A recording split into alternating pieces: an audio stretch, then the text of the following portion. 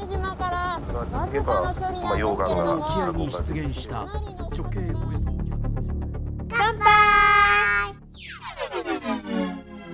Bonjour et bienvenue sur le podcast Kanpai format actualité, émission dans laquelle on vous sélectionne et on vous résume l'actualité du mois au travers du tourisme, de la politique, de l'économie, de la société japonaise et de la pop culture, émission que j'ai le plaisir de partager avec toi Gaël. Bonjour Gaël. Salut Charlie. Gaël, est-ce que tu pourrais nous faire un point déjà avant de commencer sur le concours que l'on a lancé ici à Kanpai au mois de septembre? Oui, alors on voulait vous remercier parce que vous avez été très nombreuses et nombreux à participer au concours. Donc vous avez commandé beaucoup de nos livres Kanpai et on vous en remercie. Donc le concours est fini depuis le 22 septembre. Exact, oui.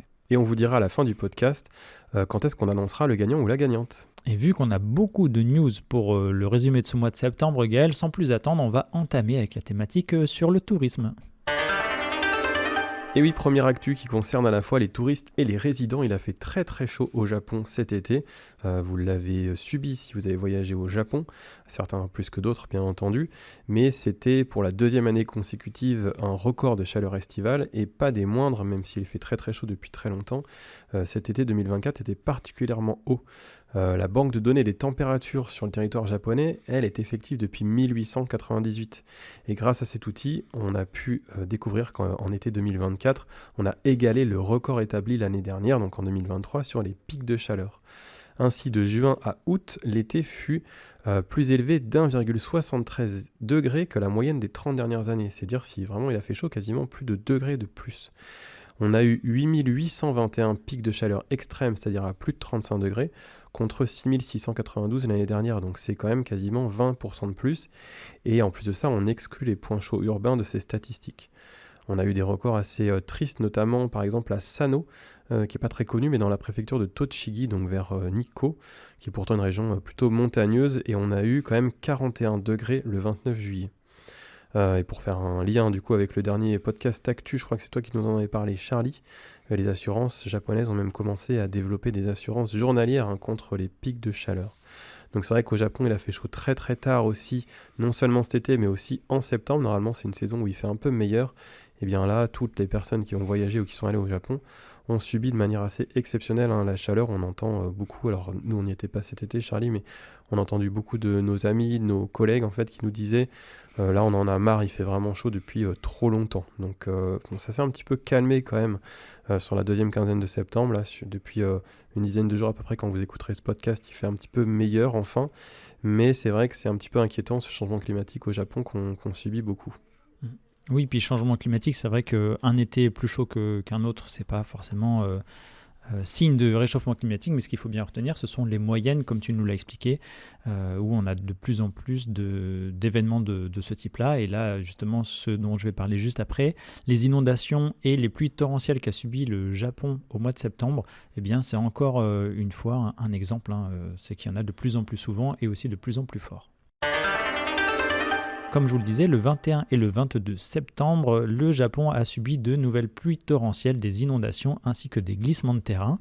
Et ces événements ont fait le triste résultat de 7 morts et 6 disparus dans la péninsule de Noto.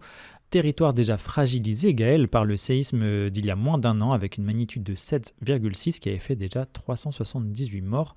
Et la région, elle, subit donc sa deuxième catastrophe en moins d'un an. Donc on rappelle que la ville majeure là-bas, c'est Wajima, qui a été déjà ravagée par le séisme. Et on en avait parlé, on a vu quelques tristes photos où il n'y a absolument plus rien en ville.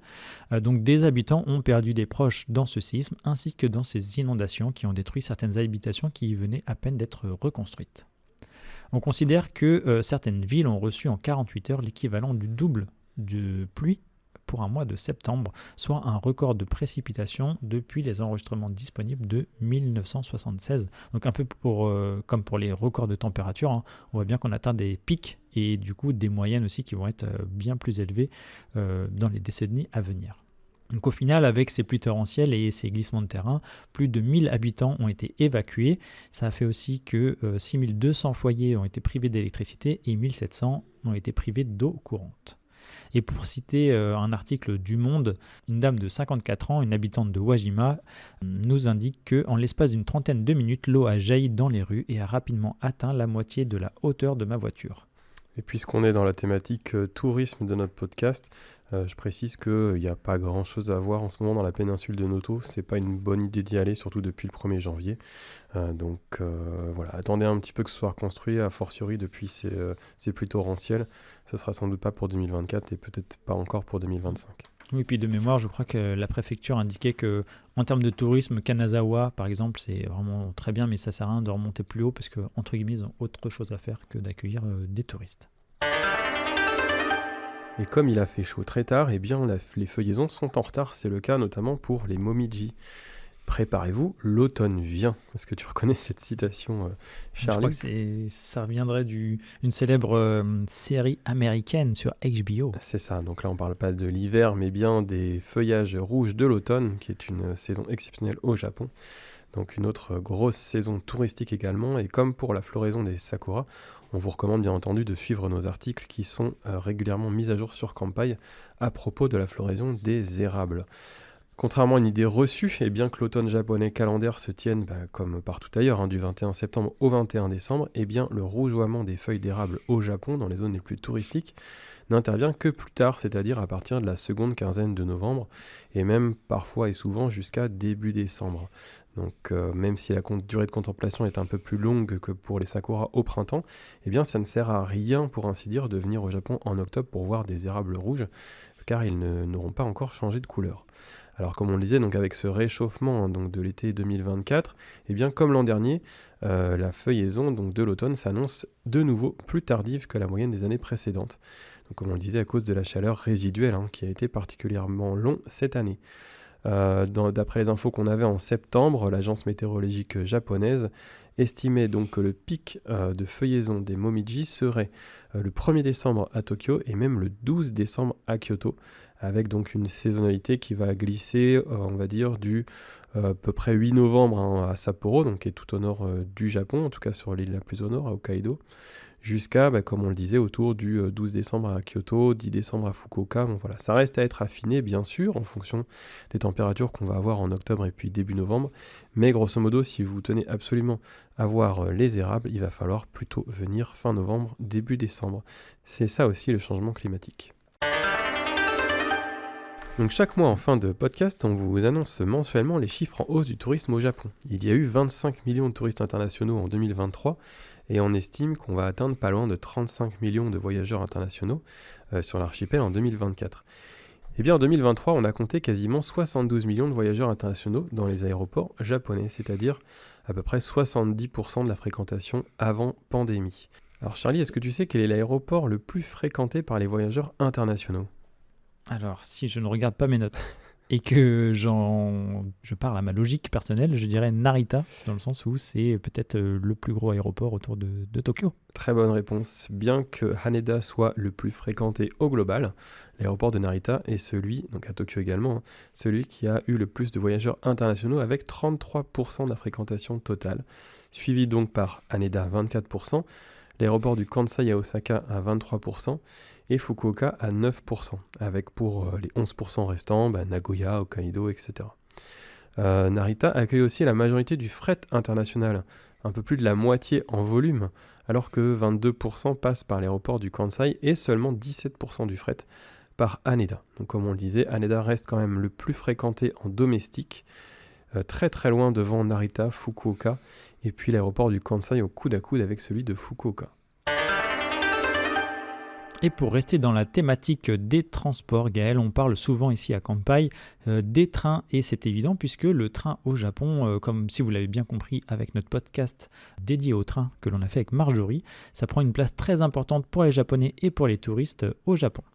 Donc pour cette news du mois de septembre, JR East compte tester des Shinkansen autonomes sur la ligne Shinkansen Joetsu. Donc c'est une section de seulement 55 km entre les gares de Nagaoka et de Niigata, dans la préfecture de Niigata, du coup, au nord-ouest de Tokyo. Donc ça pourrait être le premier service de train à grande vitesse de ce type au monde, puisque là on parle carrément de TGV autonome, on va dire. On vise une autonomie de cette ligne vers 2030, mais pourquoi ça, Gaël? Parce que c'est vrai que j'ai essayé de chercher un peu, mais ça me paraît difficile à comprendre car c'est quand même déjà le réseau le plus efficace et le plus fiable au monde, et les raisons énoncées par la JR sont les suivantes: réduire les erreurs humaines. Alors, je ne suis pas sûr qu'ils fassent beaucoup d'erreurs, hein, mais voilà, ça fait partie de leurs critères. Améliorer la sécurité, et on ne cessera de répéter que le chemin de fer, même quand il y a des glissements de terrain, des séismes, etc., il est vraiment très très fiable.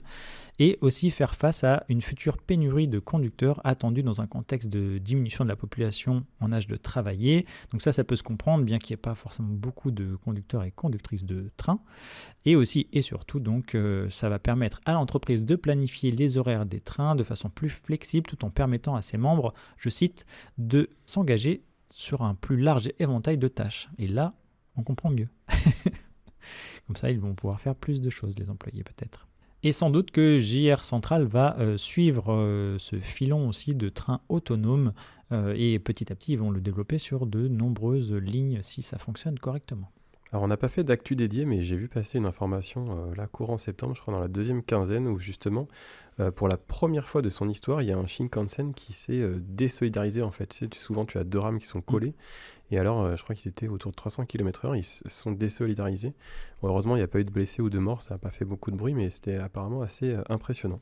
Okay. Donc, peut-être que la conduite autonome pourrait réduire ce genre d'erreur qui est très rare vu que c'était la première fois. Et puis, on avait parlé, mais je ne sais plus le nom du robot, mais il y a une sorte de robot qui va passer sur les lignes de chemin de fer qui devrait surveiller à la place d'êtres humains, etc. Donc, petit à petit, c'est vrai que cette autonomie va prendre de plus en plus de place. Alors, si vous avez déjà voyagé aux États-Unis, la news que je vais vous raconter maintenant ne va pas vous surprendre. En fait, le Japon va créer son propre ESTA. En effet, le gouvernement japonais a annoncé son intention d'introduire un nouveau système d'autorisation de voyage qui obligera les voyageurs à déclarer leurs informations personnelles en ligne avant d'entrer dans le pays. Alors pour l'instant, l'entrée sur le territoire japonais elle est plutôt facile. On a eu le Visit Japan Web pendant le Covid à la réouverture des frontières qui se prolonge un petit peu mais qui n'est pas obligatoire. Eh bien, le nouveau système qui est prévu fonctionnerait un petit peu à la manière de l'ESTA dont on parlait tout à l'heure pour les États-Unis. Alors ce système avait été introduit comme mesure antiterroriste et il détermine l'éligibilité des visiteurs à voyager aux États-Unis dans le cadre du programme d'exemption de visa. Bien, la version japonaise vise la même chose en fait. Ce programme d'exemption, on le connaît tout simplement sous le nom de passeport. Ça veut dire qu'il y a des accords bilatéraux entre les pays et que, par exemple, avec un passeport français, vous pouvez résider 90 jours au Japon en tant que touriste.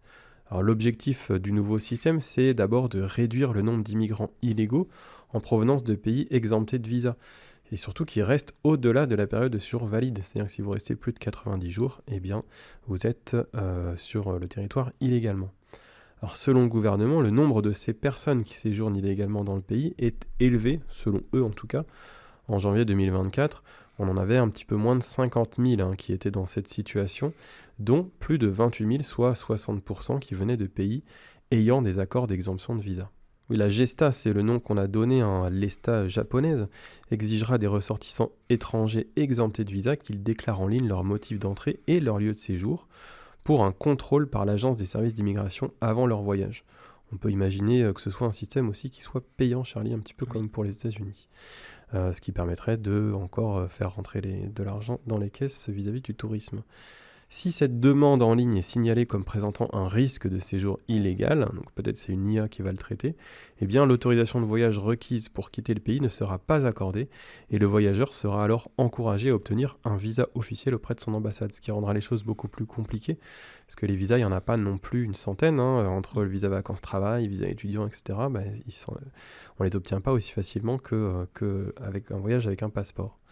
Le test d'un autre système sera lancé à titre expérimental, dans le cadre duquel les informations sur les passagers seront directement envoyées à l'agence des services d'immigration une fois les procédures d'embarquement terminées. Et ces informations, à quoi elles serviront, Charlie? Elles seront vérifiées par rapport à une liste noire de voyageurs, sans doute pour éviter des personnes qui avaient effectué des délits peut-être de revenir sur le territoire. Cette info sera envoyée à la compagnie aérienne afin qu'elle-même puisse refuser l'embarquement et empêcher ces personnes de se rendre au Japon. Donc profitons-en d'ici 2030. On a encore quelques années de tranquillité entre guillemets avant d'avoir un ESTA au Japon. Oui, puis avant d'avoir plus de détails aussi sur ces mesures, j'avais lu que ça prendra en compte les casiers du judiciaire, mais je ne sais pas jusqu'à quel point, puisqu'on peut avoir un casier judiciaire sans pour autant devoir être interdit de séjourner au Japon. Donc à voir pour la suite. Mais en tout cas, c'est vrai que ça va être peut-être dans les années à venir moins évident de préparer ces documents de voyage, en tout cas pour le Japon. Et pour commencer cette rubrique Société, Gaël, nous allons parler de l'acquittement d'Iwao Hakamada. 袴田さんは判決確定後も無実を訴え続け、去年3月、東京高裁が再審を認めました。 Donc ça, vous avez peut-être dû en entendre parler sur les médias français, puisque c'est un peu une news qui tourne en ce moment. Effectivement, un tribunal japonais a acquitté cet homme, Iwao Hakamada, un ancien boxeur pro de 88 ans, lors d'un nouveau procès. Ceci arrive près de 50 ans après sa condamnation à mort pour quadruple meurtre en 1966. Et aujourd'hui, on affirme que les enquêteurs auraient fabriqué des preuves. Cet ancien boxeur, il travaillait comme employé dans une usine de miso lorsqu'il a été arrêté en 1966 pour avoir prétendument tué le directeur général de cette entreprise, sa femme ainsi que leurs 2 enfants.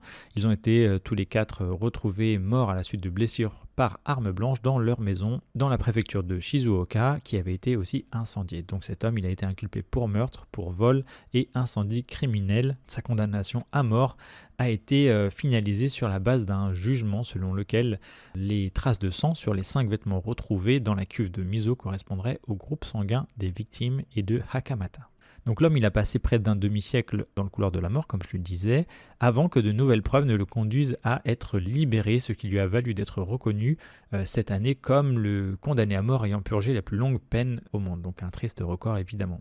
L'affaire Hakamata, c'est aussi le 5e acquittement après que la peine de mort ait été prononcée depuis la guerre au Japon. Et on se pose maintenant de savoir est-ce que la défense va faire appel ou pas à cette décision. Donc pour en revenir aux faits actuels, enfin à cette news, dans la décision du tribunal du district de Shizuoka, ils ont déclaré que 3 cas de fabrication de preuves ont été avérés, notamment le fait que 5 vêtements que Hakamata aurait portés lors de l'incident ainsi que ses aveux ont été forcés et fabriqués. En ce qui concerne les vêtements, ils ont été retrouvés 14 mois plus tard dans, comme je disais tout à l'heure, une cuve de miso. Et le tribunal affirme que la couleur rougeâtre ne pourrait pas être des taches de sang du moment de l'incident, car les taches de sang sur les vêtements ne resteraient pas rouges après autant de temps de macération dans cette mixture culinaire. Et en ce qui concerne les déclarations des aveux, puisqu'en fait l'homme, le boxeur, avait avoué avoir fait ces 4 meurtres évidemment, ce qui l'a condamné à mort d'ailleurs, le juge lui a déclaré qu'elles étaient effectivement fabriquées car elles ont été forcées, je cite, en infligeant des souffrances physiques et mentales, qualifiant aussi cet interrogatoire d'inhumain. Et en effet, le boxeur était déjà revenu sur ses aveux et il affirme avoir été battu lors de son interrogatoire. Et selon les avocats de M. Hakamada, il a été interrogé pendant un total de 264 heures avec des séances pouvant durer jusqu'à 16 heures d'affilée sur une période de 23 jours pour obtenir des aveux. C'est à ce moment-là aussi qu'on avait constaté les aveux de cet homme. Sa condamnation à mort avait été confirmée en appel en 1980 par la Cour suprême japonaise. Et donc il y a peu, après avoir rendu le jugement, Koshi Kunii s'est excusé auprès de la sœur de l'ancien accusé au tribunal, déclarant « Nous sommes vraiment désolés que le procès ait pris autant de temps ». Alors je ne sais pas trop ce qu'il faut penser de cette phrase, parce que il a quand même passé 46 ans dans le couloir de la mort. Ça relance évidemment un petit peu le débat sur l'abolition de la peine de mort au Japon, mais les partisans de cette politique ont du mal à se faire entendre. Au Japon, il faut savoir, on l'avait déjà rappelé en podcast actu, que c'est la corde qui tue et les prisonniers sont informés seulement quelques heures avant cette tragédie. Donc ça veut dire, il faut arriver à l'imaginer, que le boxeur il avait que 46 ans avec cette épée de Damoclès au-dessus de sa tête, sachant qu'en plus il finit par être acquitté face à 2 fausses preuves. Et en décembre 2023, on comptait au Japon 100 condamnés à mort donc, qui sont dans les prisons japonaises. Alors, une petite actu insolite, Charlie. On a appris, alors on n'a pas pu l'intégrer à notre podcast du mois d'août, mais à la fin du mois d'août, un matin à 11h35, la police de la ville de Kesennuma qui se trouve dans la préfecture de Miyagi à 500 km au nord de Tokyo, qui est connu d'ailleurs, qu'on avait connu pendant le grand séisme et surtout le tsunami de mars 2011, parce que la ville avait été ravagée. Eh bien, la police de la ville a reçu un appel signalant que 2 personnes avaient des relations sexuelles dans un sanctuaire. C'est la température d'août qui fait ça, Gaël, je pense. Très probablement. C'est pour ça que c'était à 11h35 du matin. Le témoin a rapporté que le couple s'est livré à l'acte dans un endroit ouvert et facilement visible, donc on peut comprendre évidemment que ce soit un problème. Et il s'agissait d'un Autrichien de 61 ans, accompagné d'une connaissance japonaise à lui qui avait une 40aine d'années. Alors c'est vrai que parfois délimiter ou savoir qu'on est dans un sanctuaire, c'est pas toujours chose aisée, parce que les racines du shintoïsme étant liées à la déification de la nature, les sanctuaires sont souvent situés dans des forêts ou à flanc de montagne. Mais là, pour le coup, le couple était adossé au bâtiment, donc on ne peut pas vraiment les excuser. Alors l'homme, de peur qu'il ne s'enfuit, a été placé en détention, et la femme, qui est résidente de la ville de Kesennuma, a tout de suite avoué sa culpabilité. Donc on ne connaît pas encore les sanctions pour ce manque de respect au lieu de culte, et puis cet attentat à la pudeur aussi, mais l'homme a été libéré depuis, sans doute en écopant juste d'une amende. Donc on vous rappelle bien entendu, en cas d'envie pressante, qu'au Japon, il existe le système des love hotels que l'on peut louer à l'heure, ce qui évite de faire ça dans un sanctuaire. Est-ce qu'on a des fiches sur les love hotels, Gaël, sur Campai? Tout à fait. Voilà. Mais pas sur Kesennuma. Alors un petit peu pour accompagner cette news, on va aussi vous parler des applications de rencontres qui fonctionnent très très bien au Japon parce qu'elles sont la première méthode de rencontre des couples au Japon. En effet, un quart des adultes mariés de moins de 40 ans, mariés dans les 5 dernières années j'entends, au Japon a rencontré son ou sa partenaire via une de ces applis.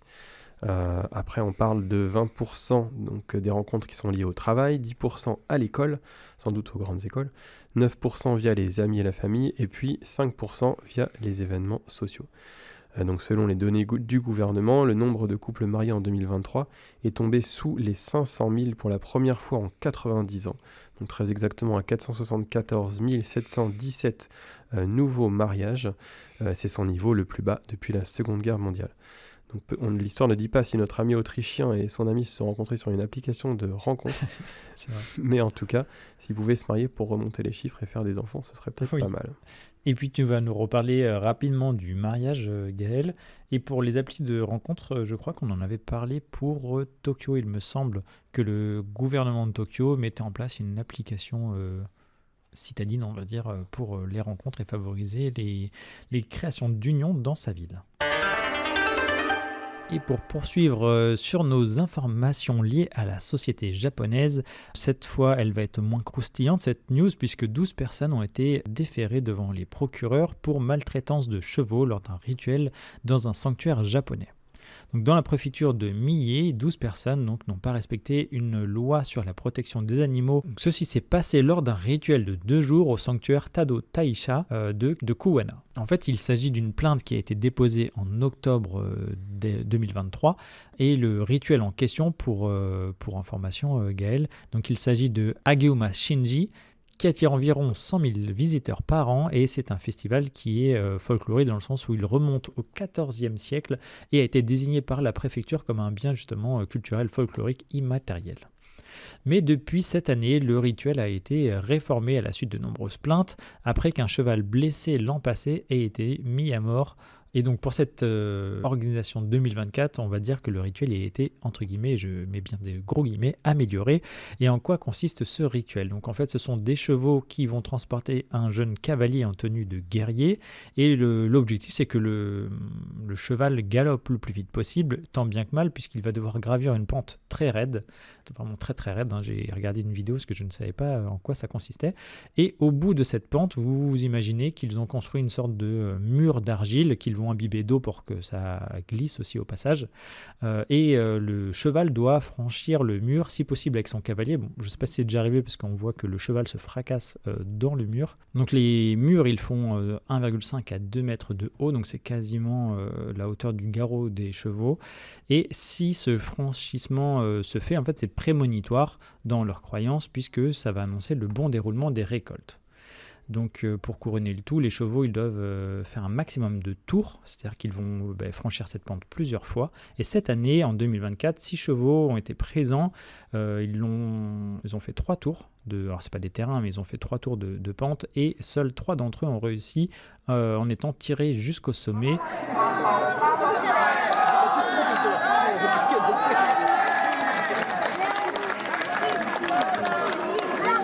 Et en fait, si on vous parle de ça, c'est que pendant l'ascension, et c'est aussi ce qui a commencé à choquer, parce que on va dire, c'est traditionnel, donc c'est depuis le XIVe siècle, donc c'est chaque année, et c'est que pendant que le cheval court, en fait, on remarque qu'il y a eu de nombreuses blessures, des casses, des pattes cassées, et on crie sur les animaux lorsqu'ils courent, on va le frapper à coups de cordes et de manteau aussi, parce qu'il y a des spectateurs qui vont être au plus proche de l'animal sur toute l'allée. Lorsqu'ils gravit cette pente, on s'est aperçu aussi qu'ils étaient piqués avec des stimulants, qu'on leur faisait boire du saké avant de courir et qu'on leur donnait des coups de pied dans les parties avant qu'ils se lancent à la course. Donc voilà, on précise parce que c'est important de savoir, parce que on pourrait se dire en tant que touriste, si on passe à côté de l'événement, tiens, ça peut être sympa une course de cheval ou autre, mais non, n'y allez pas. C'est pas les JO. Et donc, lors des 10 dernières années, on a constaté 4 chevaux qui ont été mis à mort après des blessures, sachant qu'on ne sait pas le nombre de chevaux qui auraient pu être mis à mort après l'événement. Donc voilà, donc ça va avoir tendance à être réformé. Alors quand je disais que ça a été amélioré, c'est que je crois qu'ils ont réduit la pente.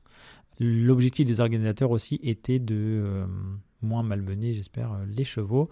Et sachant que dans les 12 personnes qui ont été déférées, il y avait l'organisateur du festival également. Du rituel. Alors, on parlait tout à l'heure, Charlie, des jeunes mariés. Tu nous disais effectivement que le gouvernement cherchait à mettre en place des solutions vis-à-vis du dépeuplement du Japon, bien entendu. Eh bien, le gouvernement de Tokyo est sur une piste. La piste, elle est la suivante. Tu n'aurais pas pu l'inventer, je pense. Inciter financièrement les jeunes femmes à quitter Tokyo pour se marier, pour aller vivre dans les parties les moins peuplées du pays, peu importe d'où vient leur mari. Quand je dis inciter financièrement, c'est à peu près avec la somme de 3 500 €. Alors cet objectif de revitaliser les zones plus rurales, quel dommage, ne verra sans doute pas le jour tout de suite, car l'initiative a été suspendue pour cause de budget. Alors ça, c'est la raison officielle, mais à mon avis, le soulèvement qu'il y a eu sur les réseaux sociaux n'y est pas non plus pour rien. Alors le Japon, depuis des décennies, on en parle très souvent, est en déclin de population. Mais comme on l'a cité le mois dernier, Tokyo est une des rares villes du pays à accueillir de plus en plus d'habitants. Ça, c'est le fameux exode rural qui fait qu'on se concentre dans la capitale. Alors à savoir quand même qu'il existe déjà une aide du gouvernement pour inciter les particuliers et les familles à quitter Tokyo, par exemple pour ouvrir une entreprise ailleurs, à travailler ailleurs ou même en télétravail. Et cette aide, elle s'échelonne entre 600 000 yens et 1 million de yens, soit entre 4 et 7 000 euros, selon si on parle des particuliers ou des familles. En tout cas, voilà, tu ne pourras pas, Charlie, te marier avec une japonaise pour aller t'installer dans la campagne japonaise. Je suis désolé. Alors, c'était pas prévu. Et d'ailleurs, tu nous disais, peu importe d'où vient son mari, et il me semble que justement, il ne faut pas que le mari soit tokyoïte. Et sur les réseaux, ce qui a déchaîné les foules aussi, et c'est normal, c'est qu'en fait, on parlait que des femmes. Oui, bien sûr. On va, entre guillemets, récompenser les femmes. Ah oui, j'ai pas beaucoup insisté dessus, parce que ça me semble évident, mais c'est très rétrograde, bien entendu, de la part du Japon. Ouais. Si vous partez explorer les marchés, voire les supermarchés au Japon, vous ne passerez pas à côté de ce poisson avec sa drôle de tête. Il est connu pour ça, c'est le poisson fugu, et si vous ne le saviez pas, sa consommation peut être mortelle. Donc le foie, sa peau, les ovaires sont toxiques, et ils contiennent cette toxine paralysante, la tétrodotoxine, qui empêche de respirer. En fait, ça va figer certains muscles qui vont empêcher par la suite la respiration.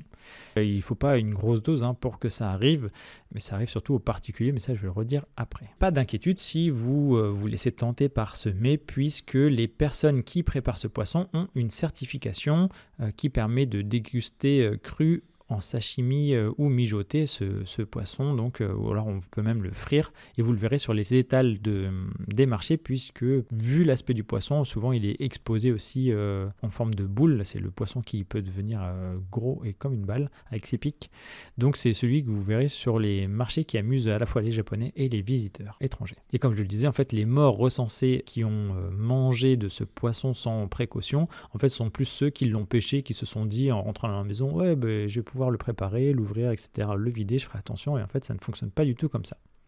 Donc vu que ici c'est une question de vie ou de mort, la certification en fait elle est assez poussée, hein. Il y a même un peu plus de la moitié seulement des gens qui réussissent ce test, donc 65%, les autres échouent.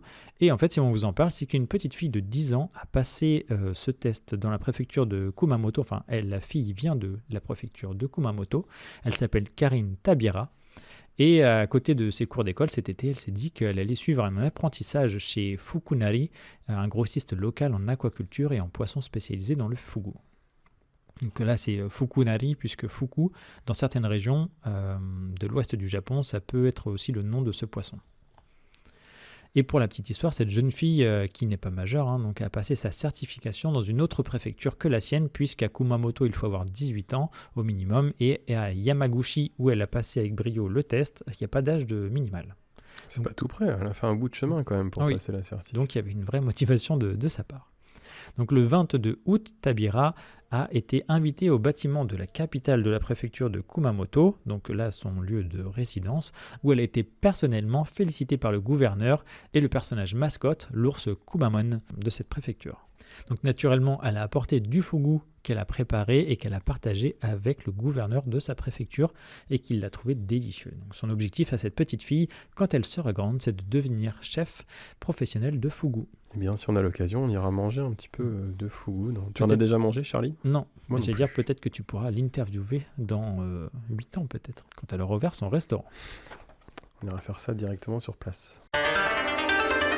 Mais en parlant de restaurant, on va parler de grands restaurants américains, McDonald's.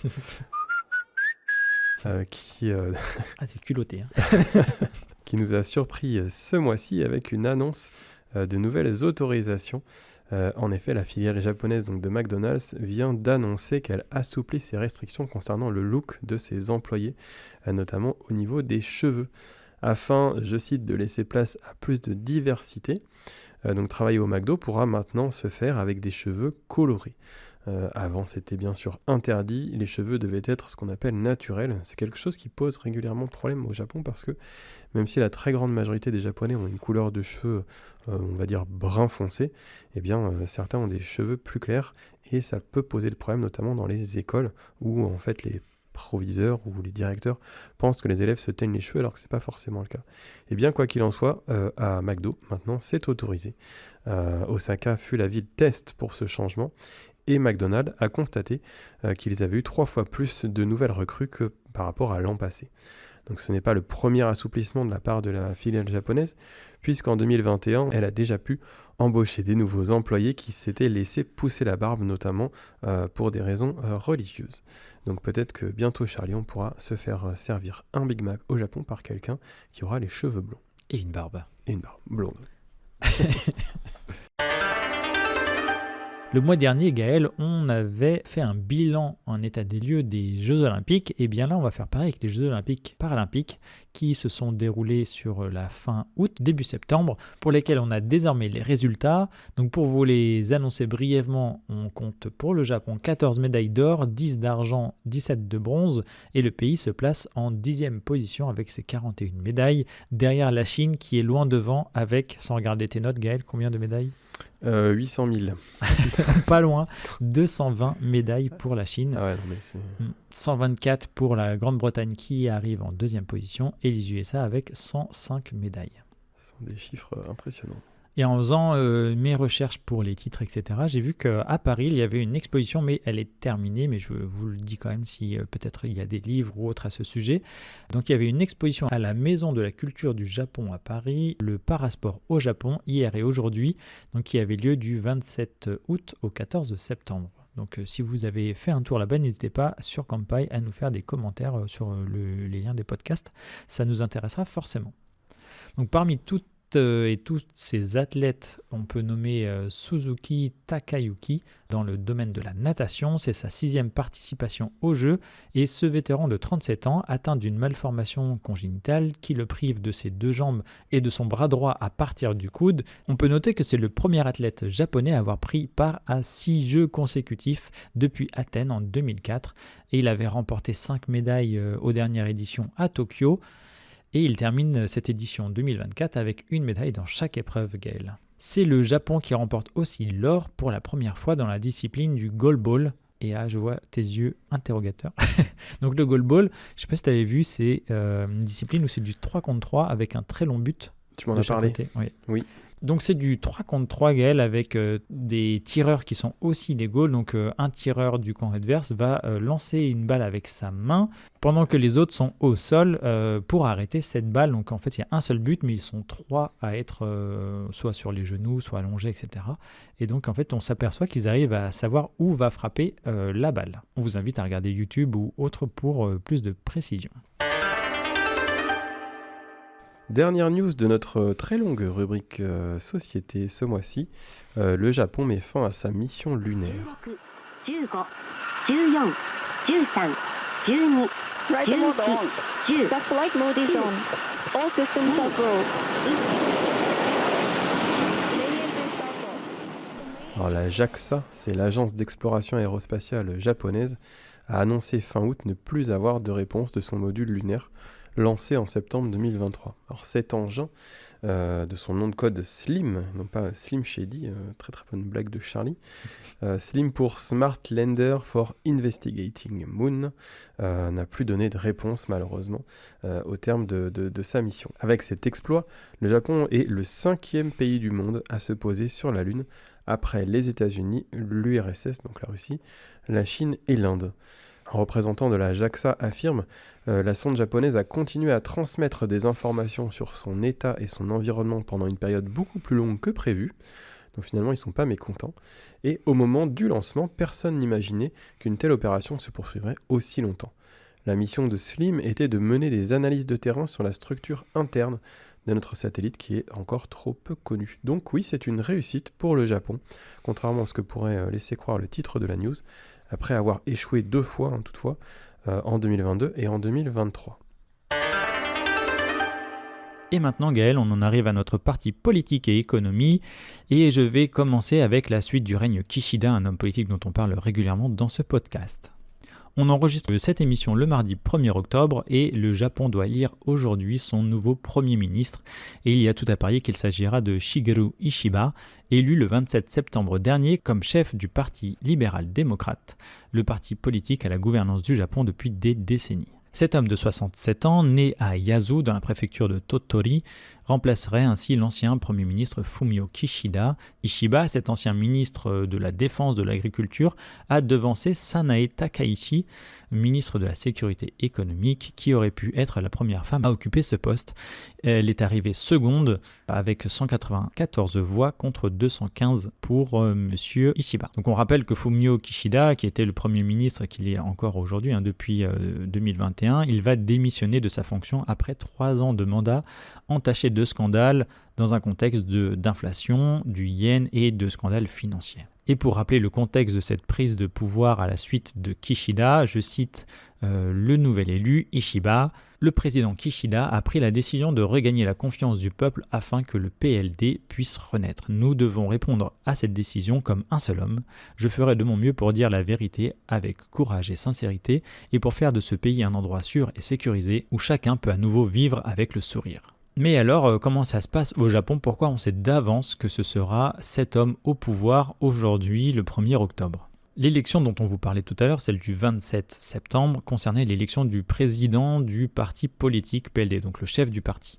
Mais au regard du fonctionnement de la politique japonaise, c'est au final un vote pour décider du futur Premier ministre japonais. En effet, le PLD a une large majorité au sein de la Diète. Alors je vais le résumer autrement, Gaël, c'est pas forcément le bon terme, mais on va dire que c'est le Parlement au Japon, qui est composé de 2 chambres, donc de députés, et elle dispose du pouvoir législatif, cette Diète. Donc elle va voter les lois et les budgets, elle ratifie les traités, les accords internationaux signés par exemple, elle amende aussi la constitution du Japon, etc. Donc le Premier ministre, il est élu par cette Diète, mais c'est le vote de la Chambre des représentants, donc la partie majoritaire de cette Diète, qui est décisif, soit le PLD. Donc le Premier ministre, par la suite, lui, il va nommer le gouvernement japonais. Donc voilà, j'espère que ça vous aura aidé aussi à mieux comprendre pourquoi on sait déjà depuis quelque temps qui sera à la tête du gouvernement japonais. Mais écoutez, on a peut-être le temps encore de se tromper puisqu'on est le 1er octobre au moment où on enregistre. Parmi les 9 candidats, Ishiba c'était déjà le favori du public avec cette 5e et dernière tentative pour devenir le chef de ce parti qu'il décrit comme le point culminant de ses 38 ans de carrière politique. Donc Ishiba, lui, il est issu du monde de la finance, il travaillait pour la banque Mitsui et il est reconnu comme un expert en matière de stratégie, de sécurité, d'agriculture et aussi surtout de revitalisation régionale dont le Japon souffre cruellement et vous l'aurez compris avec les news de ce mois-ci. Donc c'est vrai qu'on va avoir un nouveau Premier ministre au Japon, mais apparemment ça ne changera évidemment pas grand-chose pour la gouvernance du pays qui reste avec le même parti politique à sa tête, et on va être face aux mêmes problématiques économiques, démographiques et aux relations internationales qui sont relativement tendues aussi en ce moment avec ses voisins, notamment la Chine et la Corée du Nord. Et on a récemment montré le passage d'un porte-avions chinois entre les îles japonaises par exemple, avec pour réponse du Japon sa première traversée du détroit de Taïwan avec l'un de ses navires de guerre. Donc voilà, on est dans ce contexte-là et on ne devrait pas en changer. Néanmoins, ce qu'on peut vous dire sur cet homme politique, on en apprendra plus dans les mois à venir évidemment, on vous tiendra au courant, mais il y a des photos de lui qui tournent sur internet où il est déguisé en Majin Buu. Et Majin Buu, c'est un personnage dans l'univers de Dragon Ball Z. Et en effet, en 2018, ce futur Premier ministre, il aidait à l'ouverture d'un magasin de figurines d'animé et il s'est vu remettre ce costume et apparemment il n'aura pas eu le temps de dire non et ça ne l'a pas empêché de faire son discours dans cet accoutrement, on va dire. Donc il faut savoir que dans le monde de l'animé et de la politique, c'est souvent lié. On retrouve par exemple Hillary Clinton, Donald Trump ou encore George W. Bush ou Barack Obama dans des séries animées comme Bucky the Grappler, Death Note ou encore Inuyashiki. Et ce n'est pas son seul trait de personnalité un peu atypique puisque cet homme affirme être un otaku des chemins de fer, un passionné de maquettes et aussi un fan des Candies, donc un groupe d'idoles des années 1970. Et en 2022, il a même créé, Gaël, une association parlementaire d'amateurs de ramen qu'il dirige encore à ce jour. Et ceci était dans le but de promouvoir ce plat en tant que support de la culture et de l'économie régionale. On espère que vous le connaissez maintenant un peu mieux et puis on vous en reparlera de toute façon chaque mois, je pense, pendant quelques années. Alors, comme régulièrement dans ce podcast, on va vous parler de la place de la femme au travail, en l'occurrence, avec même pas vraiment des avancées en réalité, enfin si, mais pas autant qu'on le voudrait. Donc on vous met régulièrement en lumière le fait que les Japonaises ont trop peu de place dans le milieu du travail sur l'archipel nippon, bien que l'on souligne certaines améliorations. Alors petite devinette Charlie, sur les plus de 1600 PDG des plus grandes entreprises japonaises, combien sont des femmes ? Bien, on va partir du principe que ce sera au moins de la moitié. Oui, Est-ce que j'ai juste là c'est juste pour l'instant. Est-ce que j'ai moins de 1/4 ? Oui, c'est même moins de 1% Charlie, car c'est 13 femmes PDG sur les 1600 des plus grandes entreprises japonaises, donc évidemment c'est très très bas, même si on note toutefois une présence plus marquée dans les conseils d'administration, quand même le double par rapport à 2019, donc en 5 ans, il y a eu cette amélioration dans les conseils en tout cas d'administration. En effet, le gouvernement japonais avait demandé aux entreprises les plus cotées en bourse de porter cette proportion de femmes dans les conseils d'administration à 30% ou plus d'ici 2030. On n'y est pas encore parce que au cours de l'exercice 2023, ce chiffre est passé donc de à peu près 8 à 16%, soit 3052 femmes contre 1502, comme on le disait sur l'exercice 2019. Donc le ratio s'améliore au Japon, mais il reste inférieur au taux de 30 à 40% que l'on peut connaître en Europe et en Amérique du Nord. Donc cet objectif de 30% a été atteint toutefois par 122 entreprises seulement au cours de l'exercice 2023, tandis que 68 entreprises n'avaient pas du tout de personnel féminin au plus haut niveau de leur strate, contre 603 au cours de l'exercice 2019. Donc ça s'améliore, mais quand même pas très très vite. Toujours dans la catégorie inégalité, en 2023, les femmes à temps plein au travail ont reçu en moyenne un salaire équivalent à seulement 70 à 80% de celui des hommes. C'est la première fois que le gouvernement publie cet indice d'écart salarial entre les sexes depuis qu'il a rendu obligatoire pour les entreprises de plus de 300 salariés en 2022 de communiquer ces données.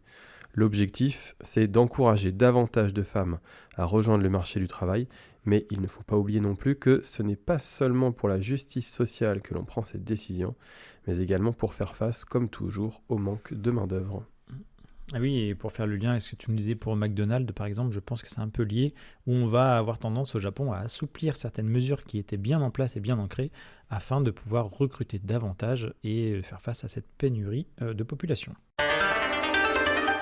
Et maintenant, je vais vous annoncer 2 news qui concernent des rachats. Donc, on passe sur une partie plutôt économie sur le Japon. Donc, dans un premier temps, 7-Eleven qui a failli être racheté par le Canadien, le groupe Couche-Tard. Donc, ce groupe canadien, il a fait une offre pour un rachat du géant 7-Eleven. Donc, pour rappel, c'est ce géant de la distribution qui compte plus de 21 500 supérettes au Japon. Donc, des supérettes souvent 24 heures sur 24 avec plus de 80 000 boutiques aussi dans le monde en tout. Parce qu'on en a aussi un peu partout en Asie, puis même aux États-Unis. Oui, et puis de plus en plus, et c'est vrai que c'est une firme qui fonctionne très bien. Et on peut y faire plein d'autres choses, par exemple des impressions, retirer de l'argent, etc. Enfin, ça fonctionne pour plein de choses utiles au quotidien des Japonais et des Américains, par exemple. Donc il y a une proposition de rachat par le géant canadien qui a été faite à 35 milliards d'euros. Alors on trouve pas mal de chiffres différents sur le net, donc peut-être celui-ci sera à vérifier. Donc en réponse à cette demande, 7-Eleven a mis en place un comité spécial afin d'étudier cette offre de rachat, et c'est un refus de la part du géant nippon qui a jugé cette première offre comme largement sous-estimée, je cite, et opportuniste. Il y aura peut-être un réajustement, une autre proposition, et selon Nikkei, ce rachat serait le plus important rachat d'une entreprise japonaise par un groupe étranger, et donc ça pourrait créer un mastodonte dans le domaine de la distribution si ça se faisait, si on arrivait à joindre ces groupes canadiens et japonais. En septembre, le ministère des Finances japonaises a classé 7-Eleven comme entreprise essentielle au secteur de l'industrie, et c'est aussi cette démarche qui a rendu plus difficile ce possible rachat. Donc c'était aussi pour se protéger apparemment. Et les industries essentielles au Japon, pour information, ce sont celles qui, si elles sont supprimées, porteraient un risque important pour l'atteinte à la sécurité nationale. Donc, au Japon figurent parmi ces industries essentielles des fabricants du secteur du nucléaire, des métaux rares et précieux, des puces électroniques, etc., ainsi que des entreprises du secteur de la cybersécurité. Et donc là, ils ont ajouté 7-Eleven, donc un géant de la distribution, dans cette thématique. Oui, on peut imaginer en fait que là, c'était une offre, on va dire, sans hostilité. C'était une tentative, entre guillemets, de Couche-Tard pour racheter 7-Eleven. Maintenant, c'est vrai que le fait de refuser l'offre a laissé, comme tu le disais, l'opportunité à Couche-Tard de faire une offre soit plus agressive, soit peut-être d'entrer sur un système d'OPA.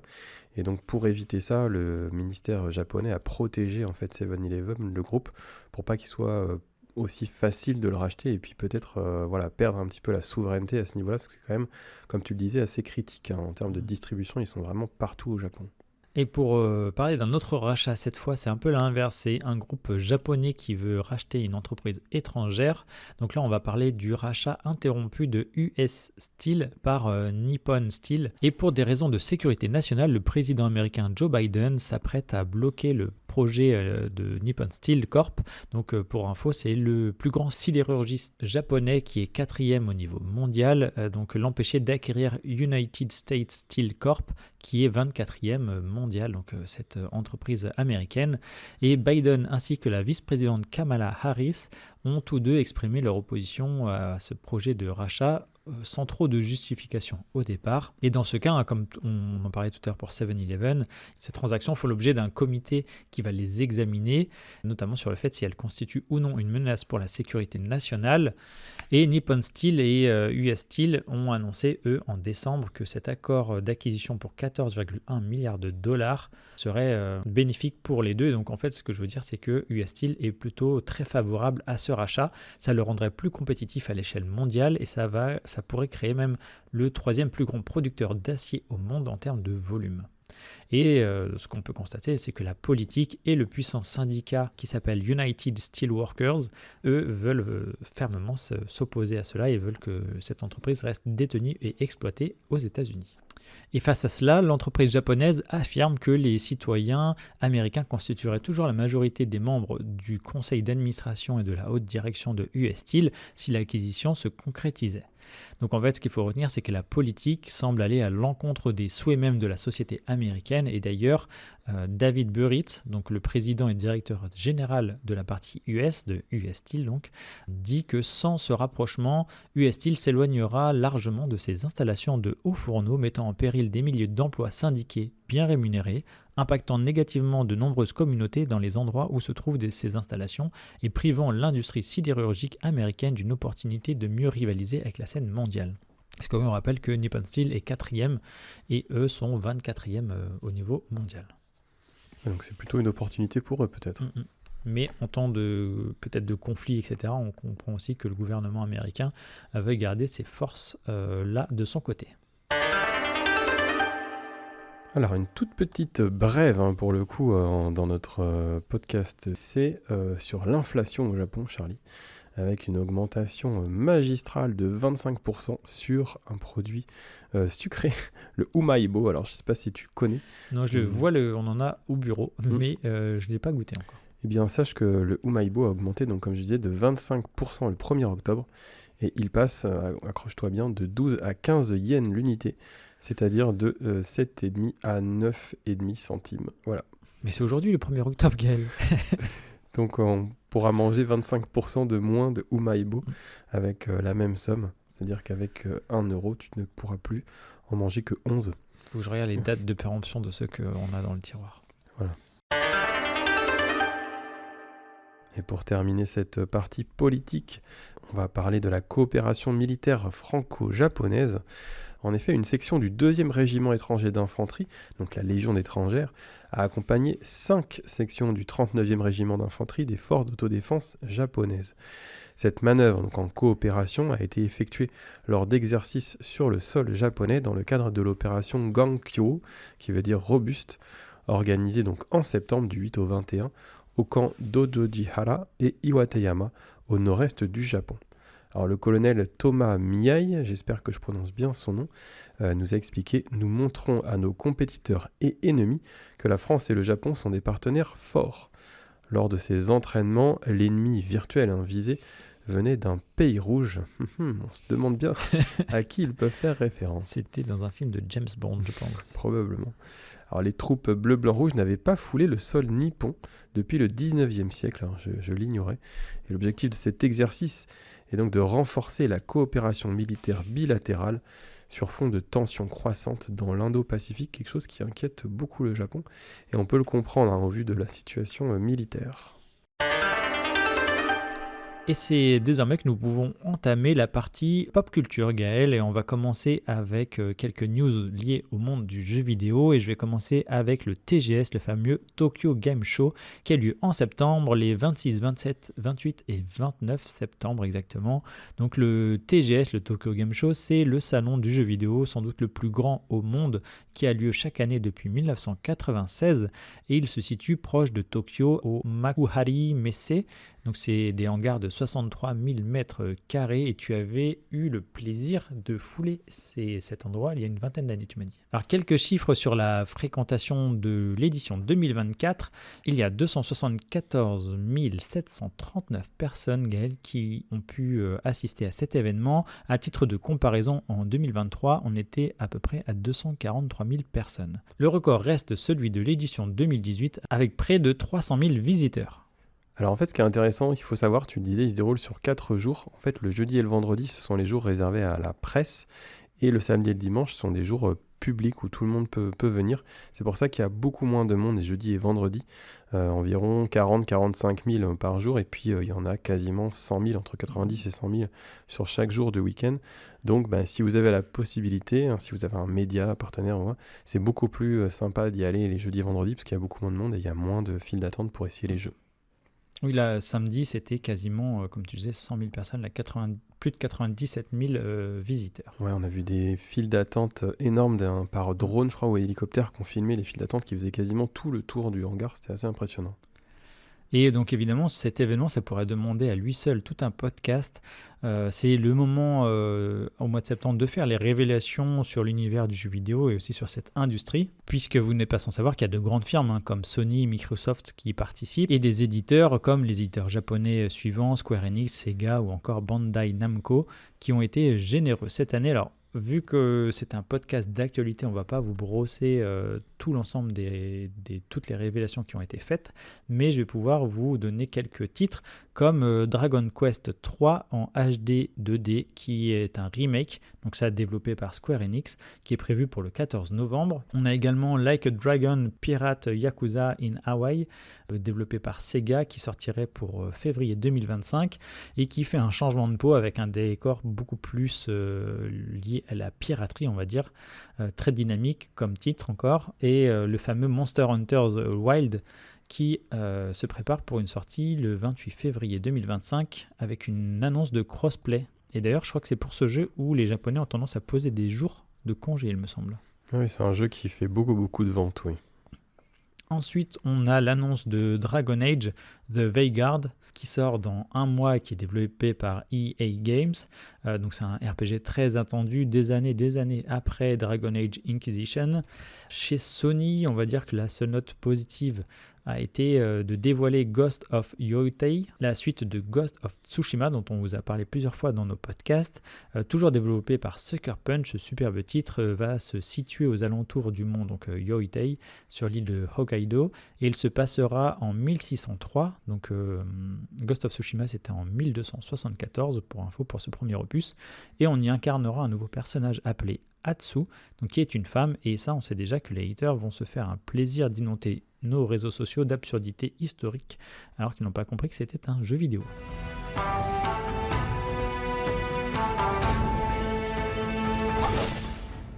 Oui, et d'ailleurs, alors je sais pas si c'est lié, mais Ubisoft a annoncé, je crois la veille, qu'ils retardaient leur propre jeu médiéval, hein, donc Assassin's Creed Shadows, qui se passe au Japon aussi, qui est repoussé à février. Donc comme Ghost of Yotei est censé sortir en 2025, j'espère que ce sera pas trop proche.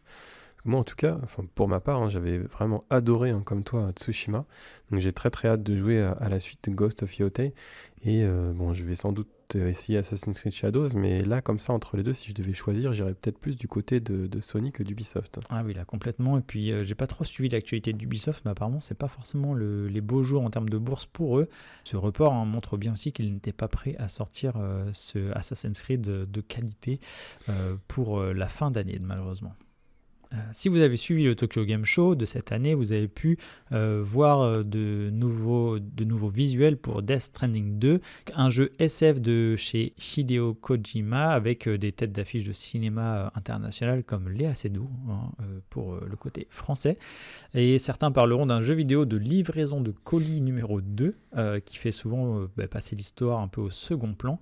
Mais moi après je ne l'ai pas fait personnellement, donc c'est surtout ce que j'en retiens, c'est qu'on livre des cartons, mais je suis sûr qu'il y a beaucoup plus riche que ça vu que c'est de chez Hideo Kojima. Après la recette semble être un peu la même puisqu'on va être sur le même moteur avec le même casting quasiment et une nouvelle actrice je crois dans le lot. Et enfin on pourrait parler de Metal Gear Solid Delta sous Unreal Engine 5, donc un remake qui semble sur de bonnes voies là par contre, donc on parle encore de beaucoup de remakes dans le monde du jeu vidéo. Mais pour certains, des fois, ça vaut le coup. Donc là, on verra, on attend de se faire un avis là-dessus. En tout cas, ça va être un beau retour nostalgique pour ce titre. Et enfin, on pourra souligner que ce Tokyo Game Show, c'est aussi le moment d'accueillir de très nombreuses entreprises et de nouveaux projets. Donc là, cette année, il y a eu plus de 1000 entreprises de 44 pays différents. C'est un record pour cet événement, avec une présence aussi très importante du cloud gaming qui était largement présent sur les stands. Alors on va continuer à parler un petit peu de jeux vidéo, même si elle a été annoncée un petit peu plus tôt que le TGS au mois de septembre, la PlayStation 5 Pro. Donc ça faisait très longtemps qu'on l'attendait. Après 50 millions de PS5 vendus, on est à peu près à moitié de la génération, parce la PS5 a déjà 4 ans, Charlie, ça ne nous rajeunit pas. Eh bien, la PS5 Pro a été annoncée, donc évidemment avec de meilleures performances. On parle donc d'images 4K avec 60 images par seconde et même pour certains téléviseurs compatibles jusqu'à 120 images par seconde sur les écrans 120 Hz. Un SSD, donc un disque dur de 2 Tera pour mettre beaucoup de jeux. Et puis toujours la super manette DualSense qui est très impressionnante. Donc la PS5 Pro, elle sortira le 7 novembre 2024. Son prix par contre, c'est un petit peu compliqué. 1 milliard aussi. Alors pas loin, mais on est quand même à 800 € pour la console. Et sache qu'avec 800 €, il te manque, si tu joues avec des Blu-ray, eh bien, le lecteur qu'il faut ajouter 120 € de plus.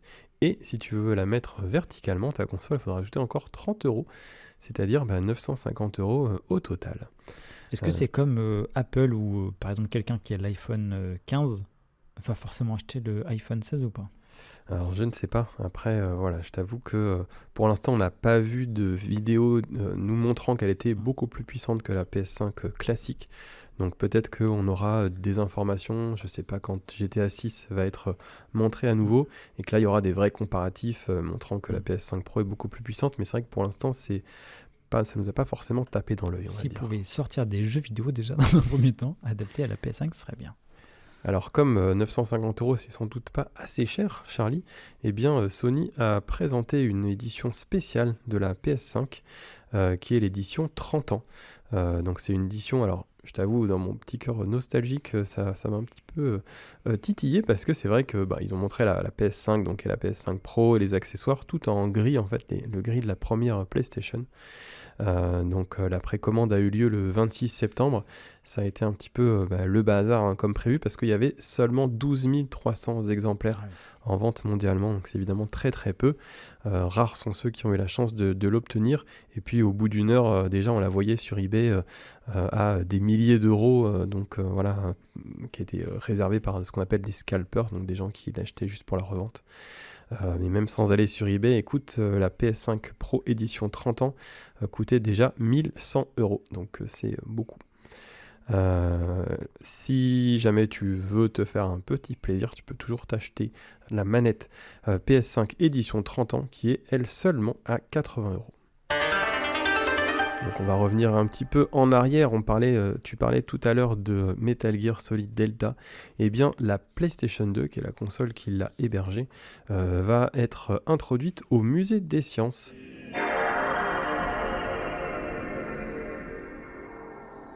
Oui, la PS2 entre au musée national de la nature et des sciences au Japon comme appareil historique essentiel pour cette console qui est déjà sortie il y a plus de 24 ans.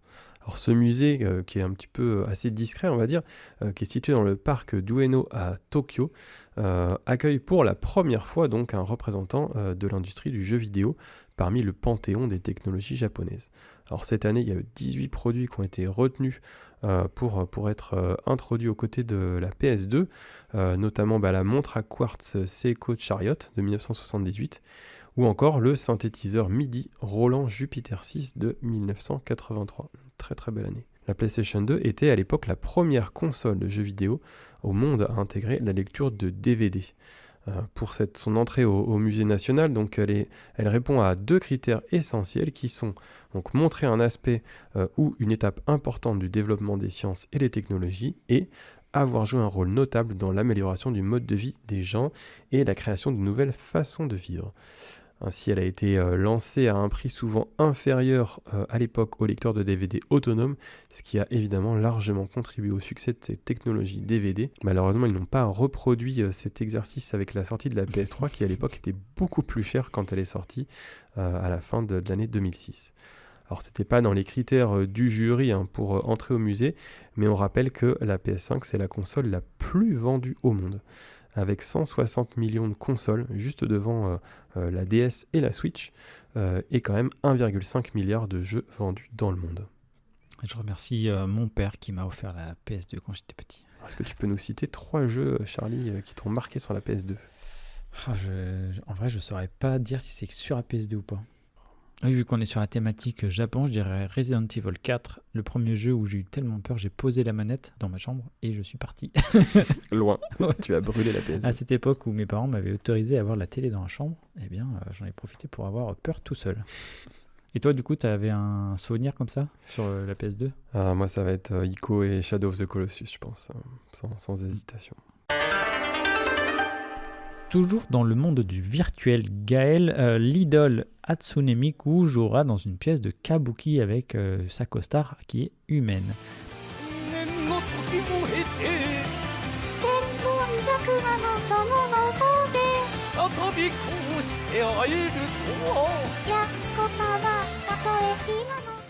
Donc Chokabuki annonce une nouvelle version de Hanakurabe Zenbon Sakura. Hatsune Miku, c'est la première et la plus célèbre idole virtuelle au monde qui a de nombreux projets et fait de très nombreuses collaborations. Vous allez de plus en plus en entendre parler, je pense.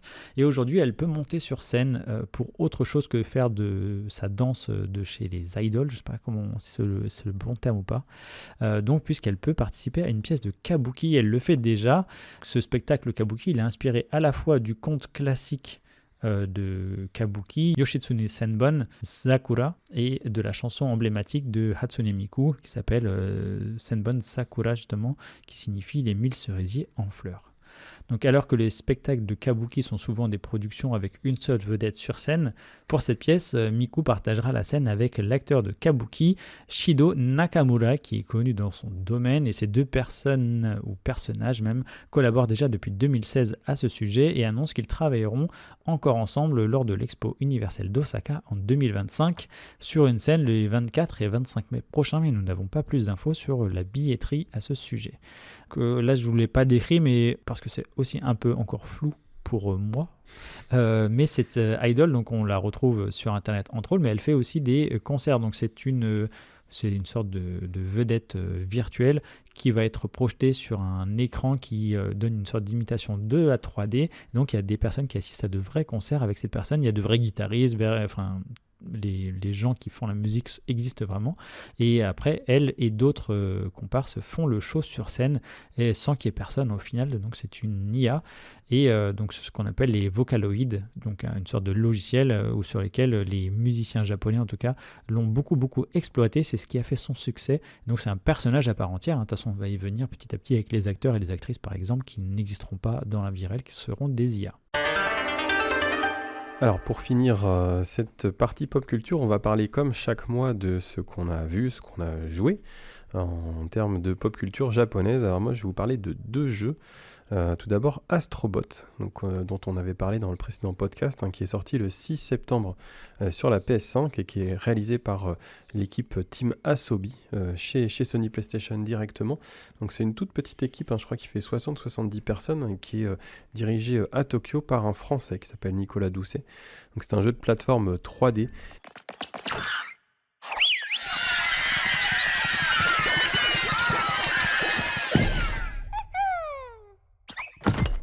Et alors, sans surprise, j'ai pas été déçu, au contraire, j'ai même été vraiment servi. On a un niveau de finition qui est vraiment très très proche, voire équivalent de ceux des jeux Nintendo, notamment des jeux Mario. Alors, c'est un jeu qui est très très beau, qui est fluide avec 60 images par seconde. Le gameplay est vraiment très précis, même s'il est très simple. En fin de compte, il n'y a pas beaucoup de boutons qui sont utilisés. Mais vraiment, je me suis régalé. Il y a eu beaucoup de variétés dans les niveaux, de propositions différentes. C'est un jeu qui est généreux, il est plein de clins d'œil, donc on appelle des easter eggs, à l'univers historique de PlayStation. C'est vrai qu'on avait eu une petite démo là pendant 3 heures sur Astro's Playroom, mais là vraiment on sent que c'est étendu pendant plus longtemps. Alors malheureusement il est assez court, moi il m'a suffi de 15 heures pour le platiner, donc réussir tous les niveaux et tous les trophées. Même si l'épreuve du maître, donc l'épreuve challenge, en fait, le dernier niveau m'a donné un petit peu de fil à retordre. Finalement, voilà, je l'ai terminé et j'en voulais plus. Donc, je te dis, Charlie, vivement la suite. Même si on aura déjà un petit DLC là, cet automne avec quelques niveaux speedrun qui vont nous permettre de prolonger un petit peu l'expérience. Mais vraiment, voilà, je vous encourage, alors que ce soit pour les enfants ou les plus grands, si vous aimez les jeux de plateforme, je vous encourage à essayer Astro Bot sur la PS5. Et puis je crois qu'il est sorti à un prix assez attractif puisque c'est un jeu plus court, donc tu n'as pas dû l'acheter à 70 €, je pense. Non, on peut le trouver à une 50aine d'euros effectivement. Donc ça c'est aussi une qualité supplémentaire. Puis je vais vous parler également d'un deuxième jeu qui est sorti, alors pour le coup plus tard, le 26 septembre, donc sur la Switch, Zelda Echoes of Wisdom. Alors comme il est sorti plus tard, malheureusement j'ai pas eu le temps d'autant avancer. Donc c'est un nouveau Zelda assez rapidement finalement, parce qu'on a eu Tears of the Kingdom il y a 1 an et demi, qui était vraiment peut-être le plus grand Zelda de l'histoire, sur lequel j'ai passé plus de 100 heures d'ailleurs. Là c'est vraiment une toute nouvelle approche de la licence. Pour la première fois je crois on joue Zelda, donc comme son nom l'indique, on joue la princesse et non pas Link. avec des nouvelles mécaniques de gameplay. Donc on n'a plus l'épée, le bouclier, voilà, en tout cas en permanence. On a des échos, donc en fait la princesse Zelda peut enregistrer dans sa baguette des objets ou des monstres et puis les réutiliser à volonté. Alors là j'ai joué quelques heures, je suis rendu au 3e donjon. L'univers est assez intéressant, hein. C'est toujours l'univers de Zelda. C'est le même moteur que le Zelda remake de Link's Awakening. Mais je t'avoue que j'ai un petit peu du mal à le voir comme un Zelda, surtout après avoir passé pas autant d'heures sur un épisode comme Tears of the Kingdom qui était vraiment exceptionnel. Voilà, là je passe un bon moment, mais je suis pas non plus en train de me dire vite, il faut que j'attende ce soir pour y jouer parce que voilà, c'est sympa. Alors je verrai, voilà, je crois qu'il est pas très très long. Je verrai si je vais jusqu'au bout, mais voilà, pour l'instant je passe un bon moment, mais sans plus non plus. Oui, c'est plus un jeu Zelda peut-être pour patienter le temps que d'autres gros bangers sortent. Ouais, là il va falloir attendre quelques années, je pense. Et de mon côté, ce mois-ci, donc je vais vous parler de quelque chose que je n'ai pas regardé, Gaël. C'est de Shogun, la série que tu avais présentée, donc une série télé. Et en fait, lors des Emmy Awards, c'était la 76e cérémonie qui a eu lieu le 15 septembre, cette série télé s'est vue décerner 18 récompenses, donc c'est déjà un record pour une seule saison diffusée. Et on peut aussi noter que Sanada Hiroyuki, qui est producteur et aussi acteur principal de cette série, a reçu le prix du meilleur acteur de série dramatique, et c'est la première pour un japonais dans cette cérémonie. Donc il y a aussi Sawai Hana qui a été sacrée meilleure actrice de cette série dramatique, et Frédéric Eo Toye qui a remporté l'Emmy de la meilleure réalisation pour une série dramatique. Donc une série qui fonctionne fort, et le Japon a su bien s'exporter, sachant que c'est du Japon féodal aussi, on va dire. Donc c'est pas forcément des plus accessibles, et au final ils ont trouvé la bonne recette puisque ça cartonne très fort à l'international. Et puis pour cette petite partie un peu plus personnelle, moi c'est vrai que côté Japon, je comptais vous parler brièvement d'un reportage que j'ai vu il y a 2 jours qui s'intitule, donc c'est sur France TV en replay, et ce sera diffusé jusqu'au 13 mars 2025. Et donc ça s'intitule Devenir japonais. En fait c'est une immersion dans une école élémentaire de la banlieue de Tokyo. À la réalisation on peut retrouver Emma Ryan Yamazaki. Et moi j'ai trouvé ça génial, c'est hyper bien filmé, il n'y a pas de voix off, et les seules choses que l'on apprend en fait ça vient de ce que l'on voit et de ce que l'on entend de la part des professeurs, de l'équipe encadrante et des enfants bien évidemment. Et on va pouvoir y suivre par saison, donc les saisons été, automne, etc. Les élèves de cette école mixte qui vont de la première à la 6e année. Et en fait il y a plein de choses à en dire, mais je ne voudrais pas vous gâcher certains moments pour que vous puissiez les apprécier par vous-même. Je vais juste vous noter quelques scènes. Par exemple, on voit que les élèves qui sont en fait intégrés aux tâches de l'école, donc le ménage, la cuisine, le service, etc. On voit à quel point ça fonctionne bien, c'est fluide, et on voit aussi les 6e années qui s'occupent des plus petits, mais pas juste les encadrer la première journée, ça arrive très très régulièrement. Donc ça c'est très très sympa à voir. Et puis un autre système éducatif à observer, on peut se rendre compte qu'il y a vraiment un monde entre ces 2 systèmes-là, en tout cas celui que nous, ou moi j'ai connu, et celui que je constate à l'écran. Et ça n'hésite pas à souligner une certaine rigidité aussi de ce système-là. Par exemple, il y a une scène qui m'a marqué avec... on prend le temps il y a une sorte de mode opératoire pour lever la main. Donc il faut lever à telle hauteur, à tel moment, il faut coller l'oreille au bras, etc. Et on fait recommencer plein de fois les élèves, on les appelle, il faut qu'ils nous répondent, etc. Pour que ça fonctionne bien, que ce soit rodé. Donc c'est l'apprentissage aussi à se fondre dans la foule et dans la société, mais aussi à dénoncer les autres. Ça m'a plutôt marqué. Vous avez tout un passage où en fait les élèves donc font partie de clubs, et certains clubs donc doivent noter comment sont mises les chaussures dans les casiers, à tel point que si ça dévie de 1 cm, ou c'est un peu de travers, etc., en fait on va avoir une grille de notation. Donc les élèves notent les autres élèves et prennent des photos avec des tablettes chaque jour pour être sûr qu'on respecte la règle. Donc le soir, quand on vient récupérer ses chaussures, on voit si on a eu une bonne note. Enfin, c'est pas vraiment noté, c'est plus une appréciation, je dirais. Et on voit les élèves qui discutent entre eux, qui disent « Ah, regarde, cette chaussure, elle est vraiment très mal mise, etc. » Enfin, on comprend bien là où ça mène après plus tard. Et pour terminer là-dessus, je vais vous citer rapidement l'intervention à la moitié du reportage du professeur Hiroshi Sugita, qui est expert des activités académiques en primaire. Et je trouve que ce qu'il dit est vraiment intéressant et surtout résume bien le reportage. Pour le citer, ce qui différencie le système éducatif japonais, c'est le rôle que les élèves jouent au sein de l'école. Et au-delà des bases scolaires, ils apprennent la vie en société, ils ont des corvées, ils servent le déjeuner, ils nettoient les salles de classe et ils partent à la découverte de qui ils sont, grâce aux liens qui se créent au sein du groupe. Par le passé, le Japon a mené des exercices militaires dans les écoles, cela encourageait les élèves à l'effort de guerre, et le programme scolaire a été établi pour soutenir le développement de la démocratie. Et là, c'est là où j'ai trouvé ça intéressant, puisque cet homme-là, il souligne que la société japonaise d'aujourd'hui n'est pas reluisante. Si quelqu'un cause un problème, il se fait humilier sur Internet et certains se suicident. Alors là, il résume, mais là, c'est vraiment une citation, pour le coup. Ça fait un peu boomer, mais évidemment que ça ne se passe pas forcément comme ça. En tant qu'éducateurs, nous sommes responsables. Nous avons éduqué ces jeunes ainsi. Notre école applique le système des étoiles. Alors là, je peux vous l'expliquer, c'est que par exemple, dans une classe, si un seul élève ne fait pas ses devoirs, eh bien la classe n'a pas d'étoiles. Donc en fait, c'est ce qu'il va expliquer après, c'est qu'ils ont développé un système propice à la délation et au harcèlement du coup. Donc il met bien que la force collective et l'harmonie qu'on trouve au Japon sont des choses qui sont enviées dans le monde entier, mais c'est aussi une épée à double tranchant, et donc il est temps de repenser ce système éducatif japonais. Et j'ai trouvé ça hyper intéressant que le documentaire sans voix off arrive à nous montrer tout ça, donc je vous le conseille, c'est encore dispo pendant quelques mois. Sur France TV, c'est ça? Exactement, sur France TV, et moi j'ai trouvé sur le replay, peut-être ce sera diffusé entre-temps à la télévision, je ne sais pas. Donc je voulais rebondir maintenant qu'on a terminé nos actus sur le concours. Donc à nouveau, je remercie et nous remercions toutes les personnes qui nous ont commandé des livres Kanpai donc, pour participer au concours ou pas. Le concours s'est terminé le 22 septembre et on annoncera les gagnants entre le 10 et le 15 octobre, donc sur notre newsletter et puis sans doute sur les réseaux sociaux également. Et bien sûr, le gagnant ou la gagnante sera contacté directement pour que l'on puisse organiser son voyage au Japon. Donc n'hésitez pas à continuer d'acheter nos livres même si le concours est terminé. Ça nous permet de poursuivre l'activité de Kanpai un peu plus sereinement.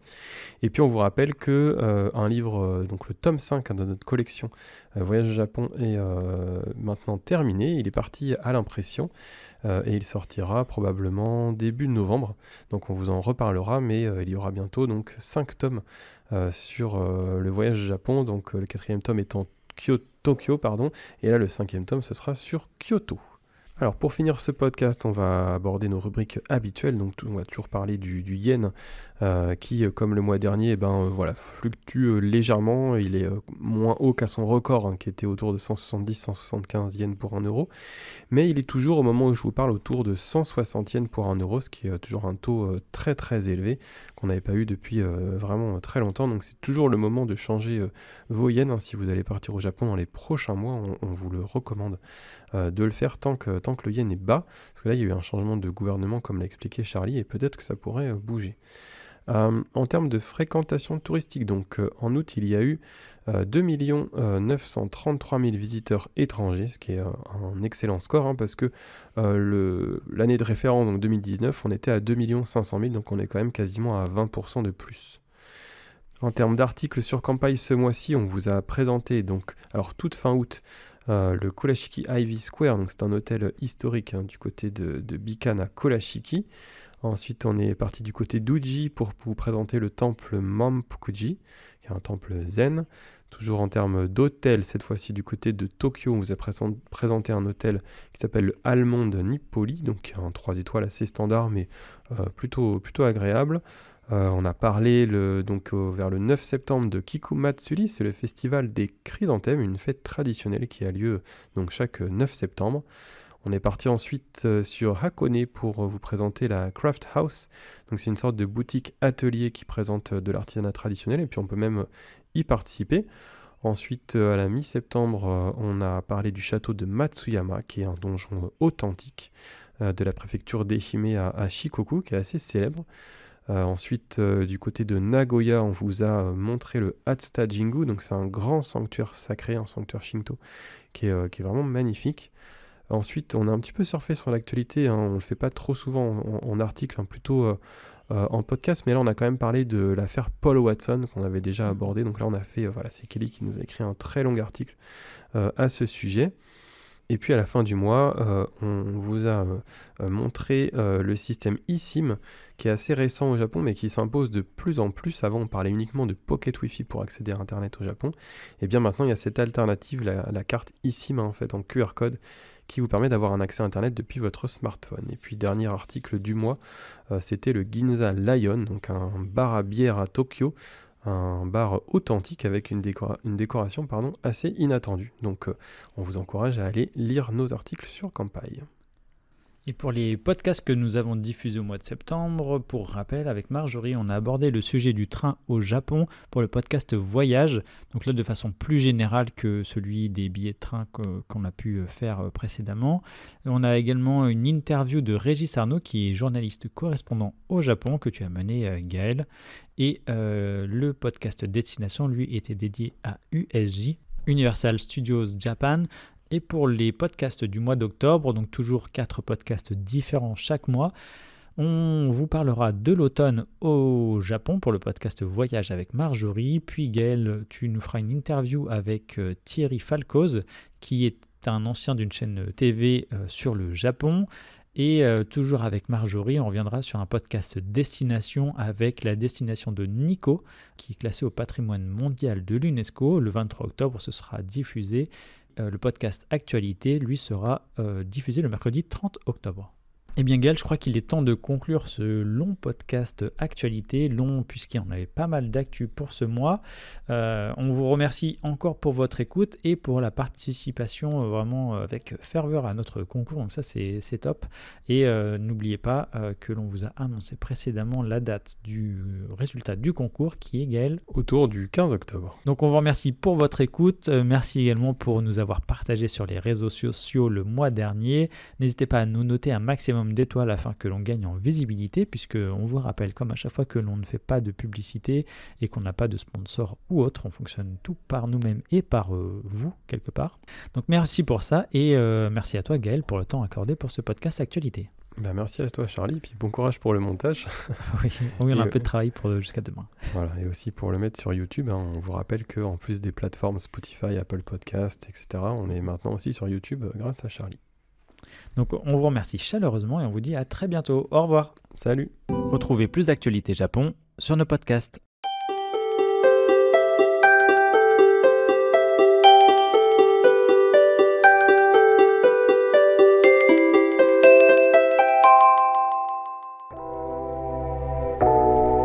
Merci d'avoir écouté cet épisode du podcast Kanpai. Nous espérons qu'il vous a plu et que vous en avez appris plus sur le Japon. N'oubliez pas de vous abonner sur votre plateforme de podcast préférée, de nous noter 5 étoiles si vous le souhaitez, et on vous dit à bientôt pour le prochain épisode.